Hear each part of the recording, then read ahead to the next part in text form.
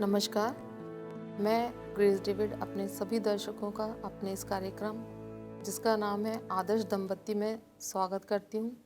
और आदर्श दंपत्ति के अंतर्गत आज हम जिस विषय पर चर्चा कर रहे हैं वह है रूथ और बोआज। और इस विषय पर चर्चा करने के लिए हमने अपने स्टूडियो में आमंत्रित किया है पास्टर RM डेविड को। पादी साहब, आपका हमारे स्टूडियो में हार्दिक अभिनंदन, स्वागत है। नमस्कार। नमस्कार। भाई साहब, जैसे कि आप जानते हैं कि हम आदर्श दंपत्तियों के विषय में बात कर रहे हैं, तो आज जो हमारी चर्चा का विषय है वो है रूथ और बोआज। तो मैं रूथ के बारे में आपसे जानना चाहती हूँ। देखिए, जब हम आदर्श दंपतियों के विषय में चर्चा कर रहे हैं, है ना, तो ये बात बहुत ज़रूरी है कि हम बाइबल में से उन चरित्रों को लें जी जो निश्चित रूप से एक आदर्श दंपत्ति हुए। जी आपका ये प्रश्न सबसे पहले इस विषय में कि रूथ कौन थी, जी ये बहुत ही सही प्रश्न है, क्योंकि हमारे ज़्यादातर दर्शक रूथ के बारे में जानते हैं, जी लेकिन रूथ का बैकग्राउंड नहीं कैसा जानते। है, जी क्या है, इसके बारे में ज़्यादा लोगों को शायद जानकारी नहीं है। लेकिन हो सकता है लोग इस विषय में जानते हों। जी मैं आपको स्पष्ट कर दूं, बाइबल में जो रूथ की पुस्तक है जी वो 4 चैप्टरों में है, और वो हमारे सामने इस बात को प्रकट करती है कि प्रारंभ में बैतलहम का एक निवासी जी एलीमेलेक और उसकी पत्नी जी नोमी, नो ये दोनों अकाल पड़ने की वजह जी से जी मोआब में जाके बस गए। इनके 2 बेटे थे, जी हाँ और ये दोनों बेटे पति पत्नी के साथ वहाँ जाके जब बस गए, जी तब कुछ समय पश्चात वहाँ पे नोमी के पति एलीमेलेक की मृत्यु। की जी मृत्यु हो गई। और उसके पश्चात उसके दोनों बेटों ने वहीं पर रहने वाली मोआबिन स्त्रियों से विवाह विवाह किया। जी एक का नाम था औरपा जी और दूसरी स्त्री का नाम था रूथ। जी तो रूथ जो है वो नयोमी की बहू थी, जी जी लेकिन वो मोआबिन थी। रूथ मोआबिन थी, और इसलिए जब वो नोमी के साथ उसका संबंध बना, जी तो कहानी हमें ये बताती है कि नोमी के जो बेटे थे जिनसे उसका विवाह हुआ था, ना सिर्फ नोमी का के एक बेटा बल्कि दोनों बेटे की भी मृत्यु हो गई। जी तो इसकी जो दोनों बहुएं थीं वो विधवा हो गई थीं, जी और वो जी नोमी के साथ में थीं। अच्छा भाई साहब, जैसे आप बोल रहे हैं कि नवमी की बहू थी रूथ, और नवमी के दोनों बेटों की मृत्यु हो चुकी थी, और बहू होने के नाते क्या रूथ ने नवमी को संपूर्ण रूप से स्वीकार कर लिया था? देखिए, बाइबल की कहानी हमें कुछ इस तरीके से बताती है कि जब रूथ और औरपा के पति का देहांत हो गया, जी तो नोमी जो अपने पति और दोनों बेटों के साथ गई थी मोआब में, जी जी वहाँ पे अब उसका अपना कोई नहीं था, सिर्फ उसकी 2 बहुओं के अलावा। जी जी बहुएं तो उसके साथ में थी, जी लेकिन नोमी ने सोचा कि क्यों ना वो वापस अपने देश और बैतलहम को वापस चली जी जाएगी। जी तो इस विचार से उसने इस बात को अपनी बहुओं के सामने रखा जी कि अब तो मैं यहाँ से जाना चाहती हूँ। पहले तो उसकी दोनों बहुओं ने इनकार किया, जी लेकिन जब उसने कहा कि मेरे पास तो ऐसा कोई है नहीं जो तुम्हारे लिए, है ना, पति के रूप में, अगर मेरा पति होता तो उसकी संतान होती जी तो वो तुम्हारे पति हो सकते थे, लेकिन ऐसा मेरा पति भी नहीं है, और अब कोई आशा भी नहीं है कि आगे तुम्हारे लिए मेरे पास कोई प्रयोजन हो या मैं तुम्हारे लिए कोई रास्ता निकाल जी जी सकूं। तो बेहतर होगा कि तुम लोग अपने घर वापस चले जाओ जी और वहाँ जाके अपने लिए फिर से विवाह करो और अपना जीवन फिर से सेटल करो। जी जी उसकी जो बहू थी औरपा, जी बड़ी बहू जो बड़ी थी, बहू जी वो तो जाने के लिए तैयार हो गई, जी और जब नोमी ने उसको इस तरीके से कहा तो वो चली गई, लेकिन जो रूथ है जी जी वो नहीं गई। और नोमी ने रूथ से कहा कि तेरी जेठानी तो चली गई है, तू क्यों नहीं जाना चाहती? जी जी तो उसने नोमी से कहा कि अब से तेरा परमेश्वर मेरा परमेश्वर होगा, जी जी तेरा जो कुछ होगा वो सब कुछ मेरा मेरा होगा। हो तो जी यहाँ पे हम देखते हैं कि ना सिर्फ उसने नोमी को स्वीकार किया, जी जी लेकिन नोमी के खुदा को भी, उसने उसके स्वीकार पूरे किया। परिवार को, जिस भी हालत में थी, सारी बातों को उसने स्वीकार किया। भाई साहब, आपने जैसे बहुत अच्छे से बताया कि रूथ का अपनी सास नवमी के साथ कैसा रिश्ता था। तो जब इतना अच्छा एक सास और बहू के बीच में रिश्ता था, तो मैं रूथ के चरित्र के विषय में जानना चाहूँगी। देखिए, बाइबल तो हमें रूथ के चरित्र के बारे में बहुत साफ तरीके से बताती है कि वो एक बहुत ही अच्छी और आज्ञा मानने वाली बहू थी।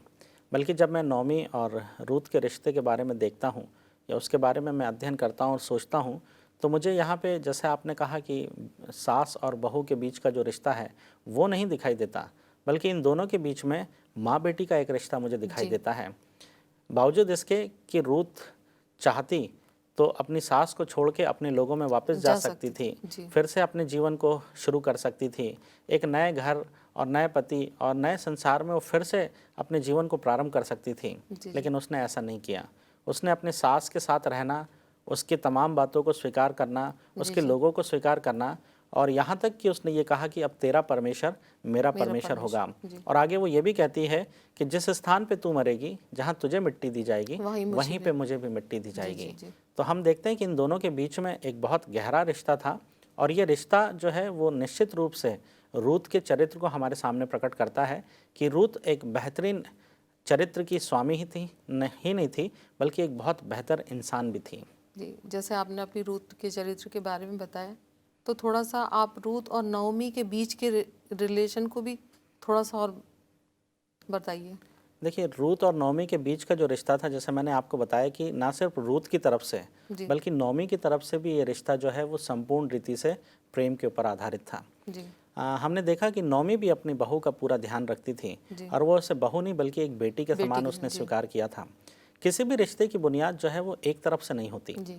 अगर रिश्ते को मधुर बनाना है जी। तो जी। दोनों तरफ से प्रयास होना बहुत ज़रूरी बहुत है। ज़रूरी है। और इन लोगों के रिश्तों के बीच की जो सबसे बड़ी बुनियाद ये थी कि ये दोनों एक दूसरे के प्रति समर्पित थे। जी। जी। रूथ ने अपना सब कुछ छोड़ा, नोमी ने भी अपनी बहू का पूरा ध्यान रखा। जी। और ना सिर्फ आगे चल के हम कहानी में देखते हैं कि नोमी ने उसे अपनी बहू मान के हमेशा के लिए उसको अपने पास रखा, बल्कि उसको बेटी मान के उसके विवाह और उसके आगे चल के उसके बेहतर जीवन के विषय में भी उसने सोचा। और उसके प्रयासों ने हम देखते हैं कि एक बेहतर जीवन रूथ के सामने रखा।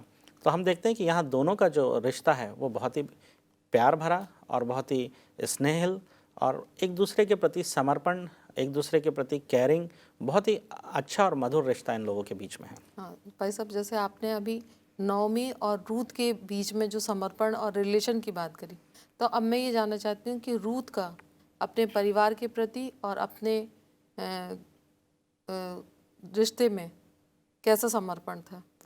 निश्चित रूप से उसका परिवार तो अब उसकी सास के अलावा और कोई था ही नहीं, क्योंकि वो जो कुछ भी पीछे था वो उसे सब छोड़कर आई थी। समर्पण की बात तो हम जहाँ तक देखते हैं कि उनका जो समर्पण था वो बहुत गहरा था। हाँ, लेकिन मैं एक बात आपकी बात के साथ यहाँ ऐड करना ज़रूर चाहूँगा कि जब रूथ ने उसे एक्सेप्ट किया तो उसे संपूर्ण रूप से स्वीकार किया। जी भाई साहब, इस चर्चा को हम आपके साथ जारी रखेंगे। दर्शकों, अभी समय छोटे से ब्रेक का, कहीं जाइएगा नहीं, हम जल्दी हाजिर होंगे। नमस्ते दर्शकों, ब्रेक के बाद आपका स्वागत है। जैसे कि हम चर्चा कर रहे हैं रूथ और बोआज के विषय में। हमने भाई साहब से अभी जाना कि रूथ, बोआज और नओमी। अभी तक हमने बोआज का जिक्र नहीं किया है, पर अब हम चर्चा करेंगे बोआज के बारे में। भाई साहब, बोआज के बारे में हम कुछ बताइए। देखिए, बोआज जो है वो इस्राएलियों में से है। जी। और हम देखते हैं कि जब नओमी वापस अपने स्थान में आ जाती है जी। तब वहाँ पे बोआज जो है वो उस कहानी में आता है। जैसा कि हम आदर्श दंपत्ति के विषय में बात कर रहे हैं, तो अगर हम सिर्फ रूथ की बात करें तो वो दंपत्ति नहीं हो सकती। तो एक पति होना या एक पुरुष होना इस कहानी में बहुत ज़रूरी है। तो बोआज जो है वो इस कहानी का वो दूसरा पहलू है जो हमें देखने को मिलता है। मैं इसके विषय में बाइबल में से आपको बताता हूँ। अगर आप रूथ की पुस्तक खोलें, उसका दूसरा अध्याय, उसकी पहली आयत में लिखा है, नोमी के पति एलीमेलेक के कुल में उसका एक बड़ा धनी कुटुंब भी था जिसका नाम बोआज था। और मोआबिन रूथ ने नोमी से कहा, मुझे किसी खेत में जाने दे कि जो मुझ पर अनुग्रह की दृष्टि करे, उसके पीछे पीछे मैं सिला बिनते जाऊं। उसने कहा, चली जा बेटी। देखिए, बोआज तब कहानी में आता है जब नोमी और रूथ वापस अपने स्थान में आ जाते हैं।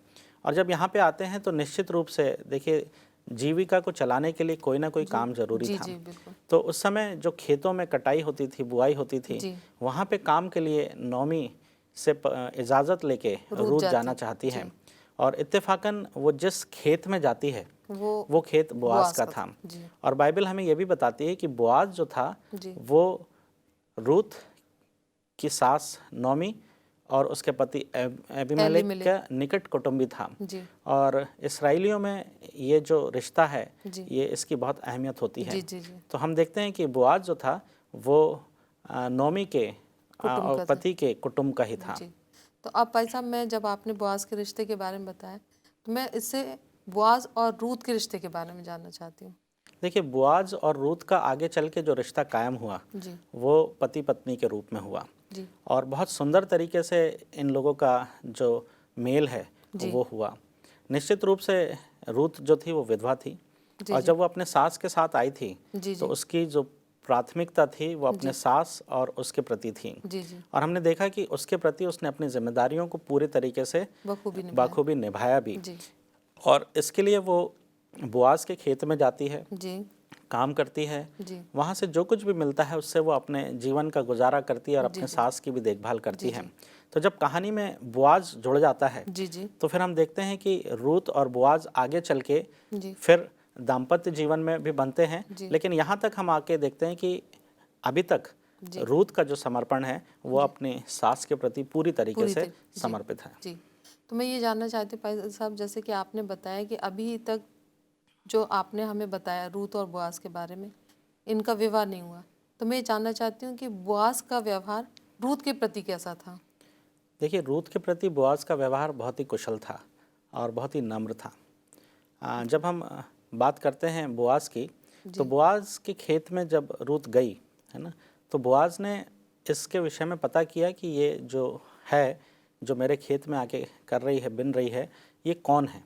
जी और उसको अपने सेवकों से ये इस बात की जानकारी हुई कि ये नोमी की वो बहू है जी जी जो मुआब से उसके साथ आई है। जी जी और ये बात जान के कि नोमी ने क्या कुछ अपनी सास के लिए किया है, जी बोआज जो है वो रूथ के प्रति आदर और सम्मान सम्मान से भर जी गया। और इसलिए जो बोआज का व्यवहार था नोमी के रूथ के प्रति, रूथ के प्रति वो नम्र था, वो बहुत ही सुशील था। जी और निश्चित रूप से उसने जिस तरीके से रूथ के साथ अपने संबंधों को आगे बढ़ाया वो बहुत ही हम कह सकते हैं कि बहुत ही मधुर संबंध थे उनके बीच में। जी। तो जैसे आपने बताया कि नवमी के प्रति, सॉरी, रूथ के प्रति बोआज का व्यवहार बहुत ही नम्र था। तो मैं जानना चाहूँगी कि बोआज का चरित्र, आप थोड़ा सा उसके चरित्र का चित्रण करें, उस पर प्रकाश डालें। बोआज एक बहुत ही सभ्य और धनी और एक नामी व्यक्ति था अपने क्षेत्र में। जी और हम देखते हैं कि बोआज ना सिर्फ सम्मानित व्यक्ति था जी बल्कि एक बहुत ही चरित्रवान जी और बहुत ही नेक और ईमानदार व्यक्ति भी था। जी जी बोआज के चरित्र के विषय में मैं आपको बता सकता हूँ कि बोआज जो था वो दूसरों की चिंता करने वाला था, जी वो दूसरों का ध्यान रखने वाला था। जी वो मालिक होते हुए भी अपने सेवकों के ऊपर अपने अनुग्रह की दृष्टि को रखता था। जी जी इसलिए जब हम बोआज की बात करते हैं तो बोआज एक आदर्श मिसाल हो सकता है व्यक्तित्व और चरित्र के विषय में। जी तो हम देखते हैं कि बोआज जो था वो अगर रूथ के साथ इस कहानी में जुड़ा जी तो कहीं ना कहीं बोआज अपने चरित्र के द्वारा भी इस कहानी में जुड़ा है। क्योंकि मैं आपको ये बताना चाहता हूँ कि रूथ और बोआज के वैवाहिक दाम्पत्य में जी आगे चल के ये हम देखते हैं कि ना सिर्फ परमेश्वर की योजना के अनुसार हुआ बल्कि परमेश्वर ने इन्हीं के द्वारा जो प्रतिज्ञा अब्राहम से की थी जी जी वो प्रतिज्ञा इन्हीं दोनों के जीवन के द्वारा आगे पूरी होनी थी। जी जी इसलिए बोआज एक ऐसा चरित्र था जो परमेश्वर की दृष्टि में रूथ के लिए उचित था। जी और रूथ भी एक ऐसी स्त्री थी जो इसराइली ना होते हुए भी जी जी परमेश्वर की दृष्टि में बिल्कुल उचित थी। जी। तो आपने इतना अच्छे इसके बोआज के चरित्र का चित्रण किया है भाई साहब। तो मैं ये जानना चाहूँगी कि आज की युवा पीढ़ी बोआज के चरित्र को लेके क्या सबक ले सकती है। निश्चित रूप से आज की जो पीढ़ी है वो बोआज के जीवन से बहुत कुछ सीख सकती है।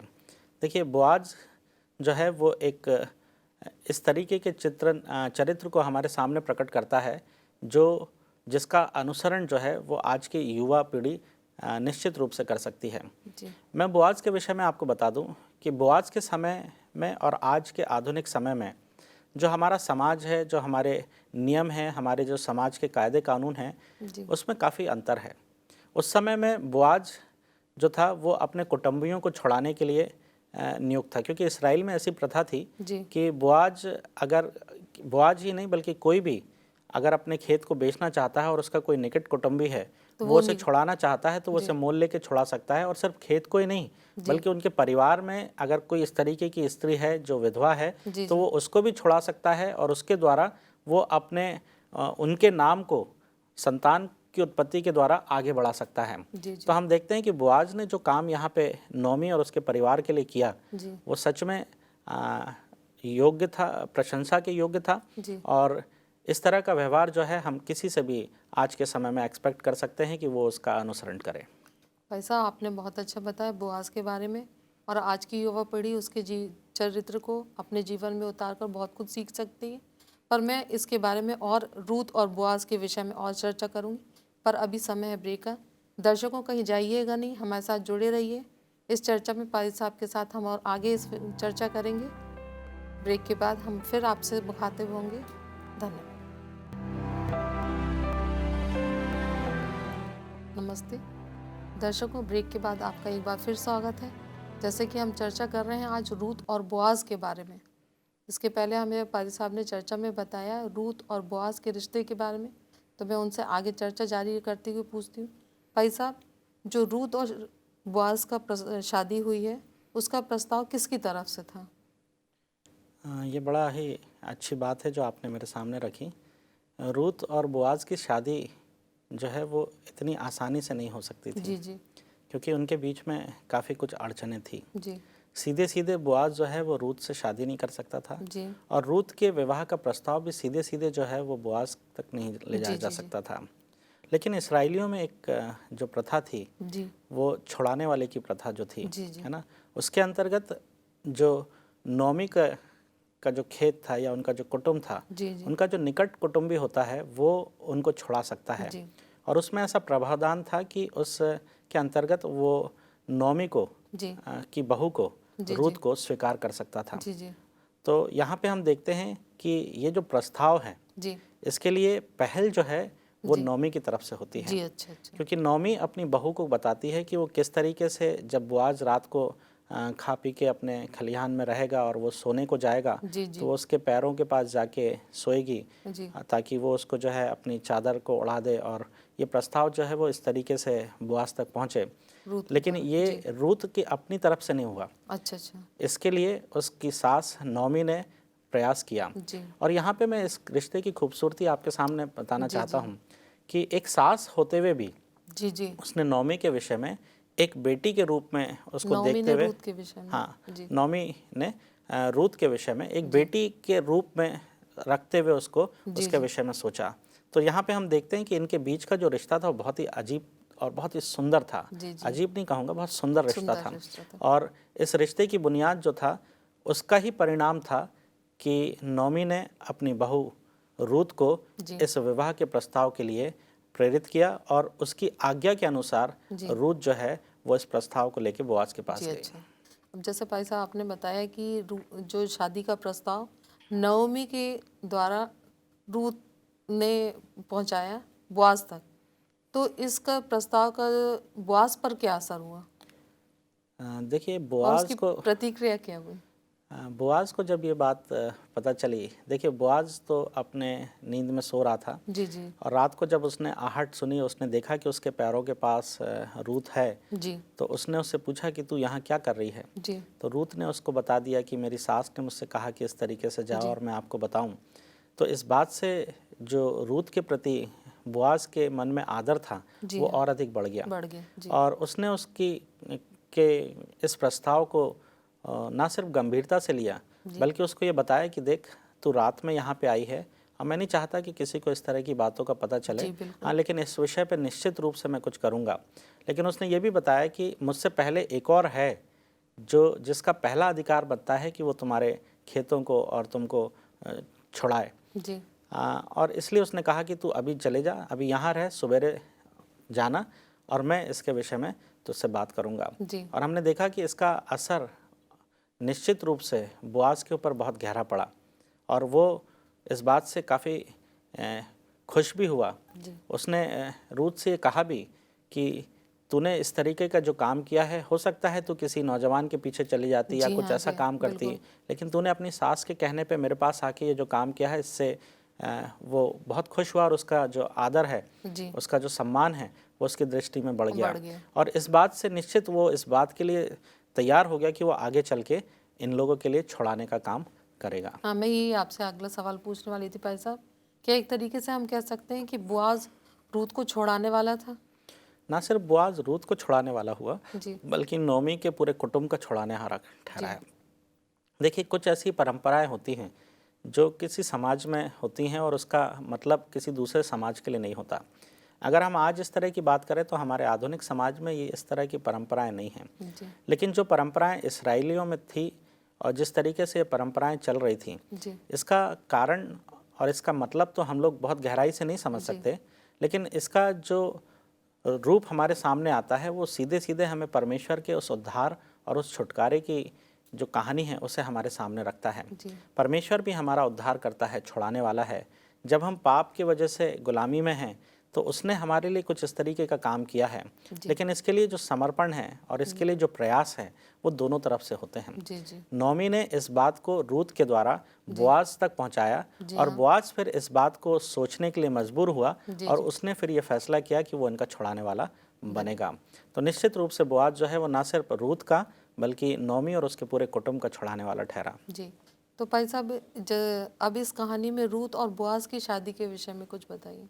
देखिए, इसके पश्चात हम देखते हैं कि जब बोआज ने इस बात का आश्वासन नोमी तक रूत के द्वारा पहुंचाया, जी, तो हम देखते हैं कि आगे चल के दूसरे दिन बोआज जो है वो गया और उसने जो पहला अधिकारी था, कुटुंबी, निकट कुटुंबी था जो छुड़ा जी, सकता था, उसको बुलाया, समाज के कई पुरनियों को बुलाया और जी, उनके सामने उसने इस प्रस्ताव को रखा कि तू उसका छुड़ाने वाला है, छुड़ा। जी, तो वो खेत तो छुड़ाना चाहता था, जी, लेकिन वो नौमी की बहू जो है वो रूत को छुड़ाने के लिए तैयार नहीं था, जी, क्योंकि ऐसी परंपरा थी कि अगर रूत को छुड़ाता जी, तो उसके द्वारा जो संतान होती, उसका जो कुछ भी होता वो भी इसका आगे चल के उसका हो जाता। जी, इसलिए इन्होंने उसके छुड़ाने हारे का काम जो है वो बोआज के द्वारा किया और आगे चल के बोआज ने उसको छुड़ा के विवाहित जीवन में बंध गए। एक बात और मैं बता दूं अंत में कि बोआज और रूत के द्वारा ही प्रभु जी। यीशु मसीह का वंश जो है वो आगे चल के पृथ्वी पर आया।